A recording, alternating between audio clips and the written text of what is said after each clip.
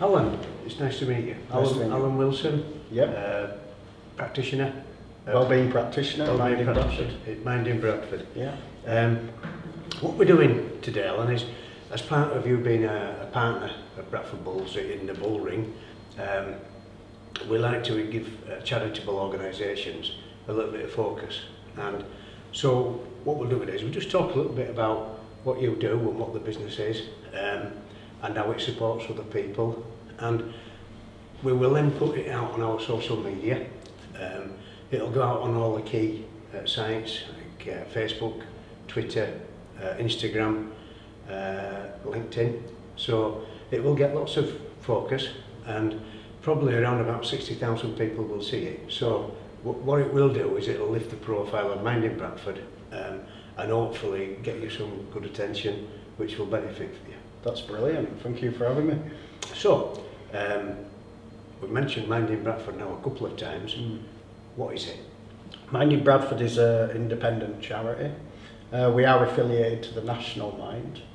We provide mental health support for people across the Bradford district, which extends actually as far as Craven. You know, we've got Keighley Way.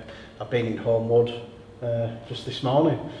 So we're getting out there and supporting people with the mental health. You know, our mission is to ensure that no one suffers a mental health problem alone. Right. So we're really proactive in getting out in the community as much as we can.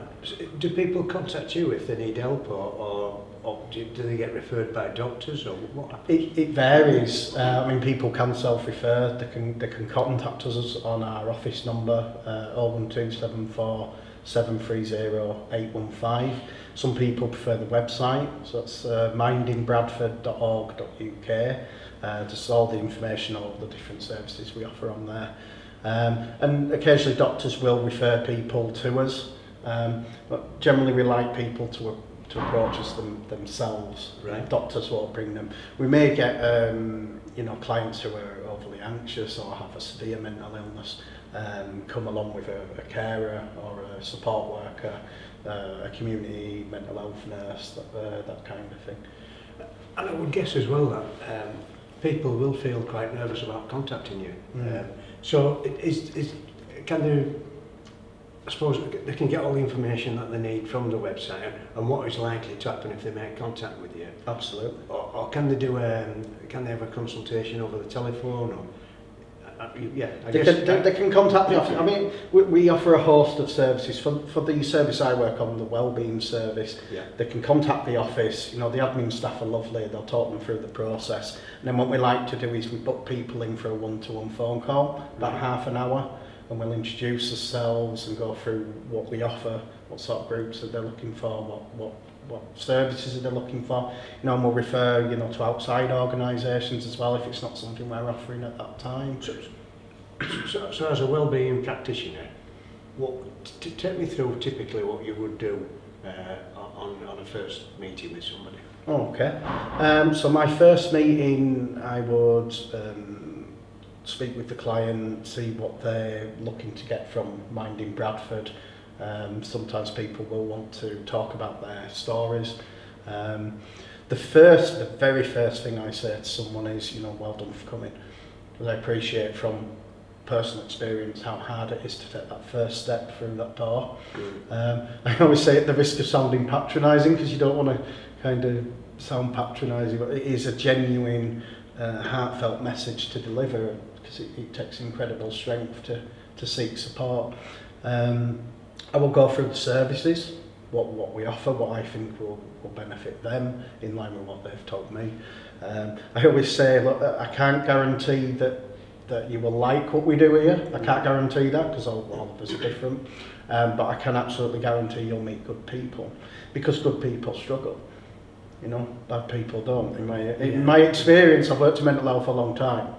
And I've been in rooms with psychopaths, and they're not suffering. Right. Good people suffer. There's a theory in psychoanalysis called the curse of the strong, which is something I come across quite regular. Right. People who have very strong values, and they stick to them. They often put the needs of others ahead of themselves, to the point of burning themselves out. Right. Those type of people I come across quite a lot at Mind. Yeah. Okay.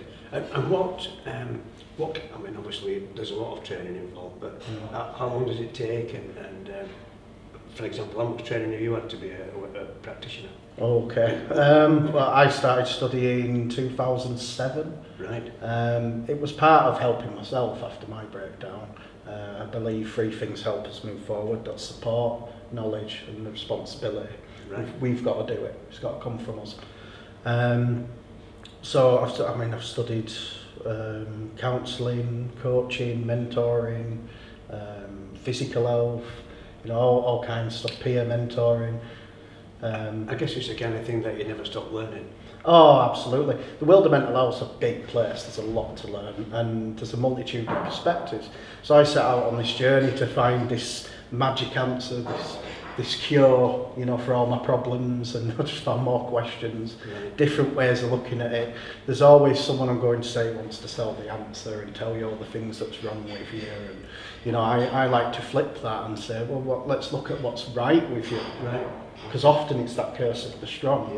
People are struggling because they have the most admirable qualities you could wish. And I guess they think there's a stigma to having mental health problems. Absolutely. So I guess it's also a pride thing. Yeah. So you've got to break that down. Absolutely, yeah. I mean, the stigma, I would say, from my experience and the experience of clients that I work with, is often the hardest part of it. Right. That being discriminated against, people not really understanding it,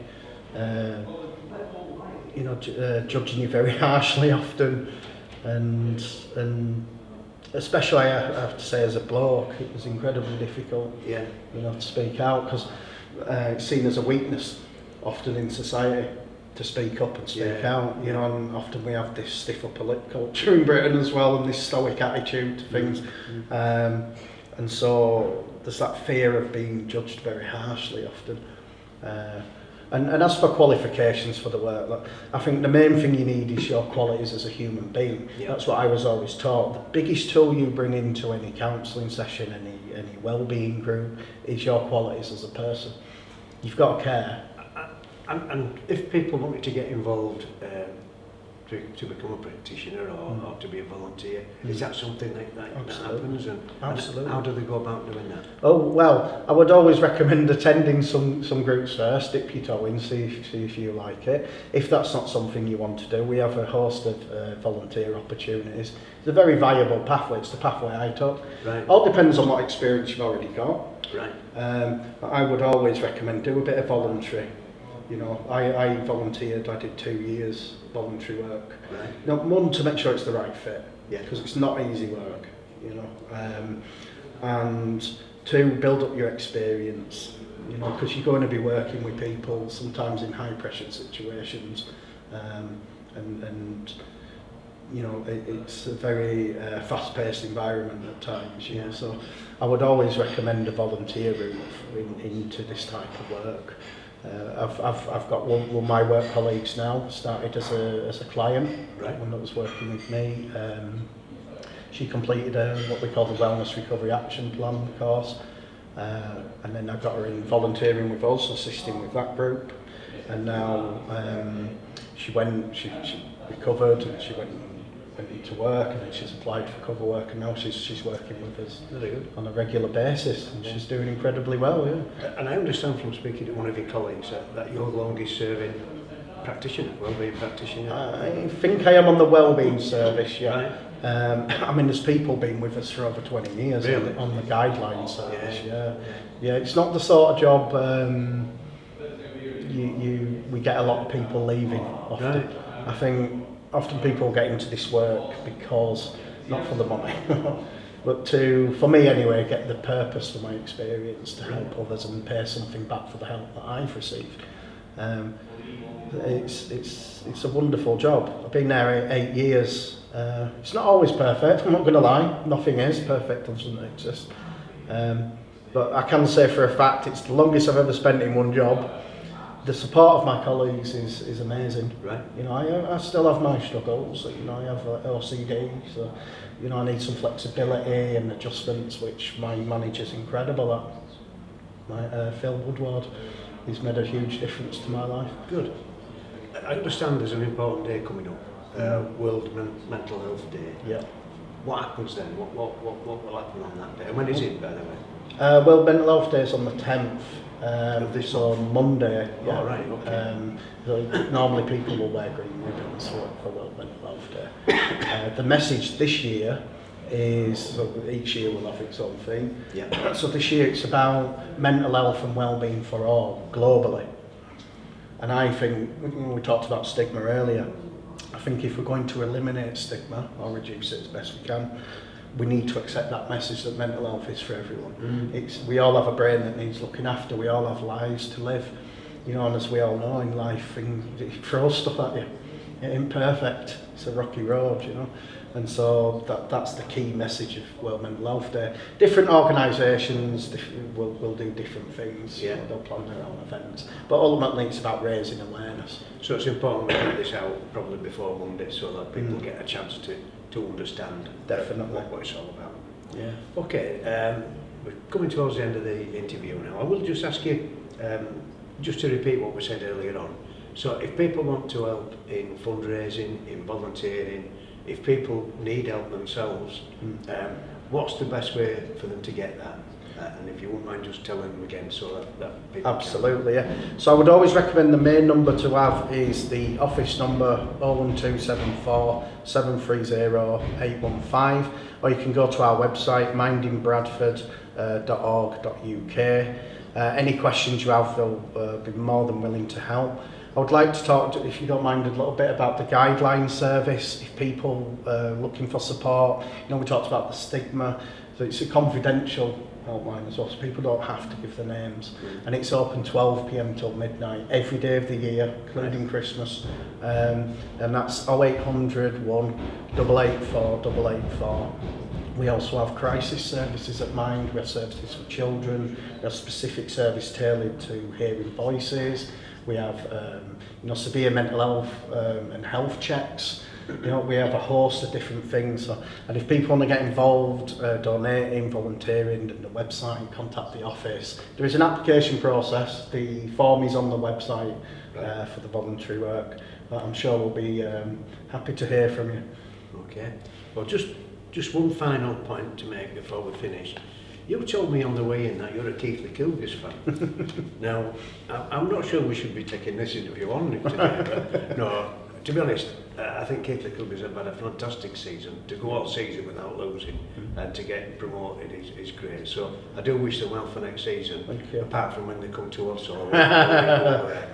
It's been very nice interviewing you, Alan, and all the best. And I wish the Bulls all the best as well, apart from when they play Keith. Thank you. All right. Yeah, excellent. Thank you.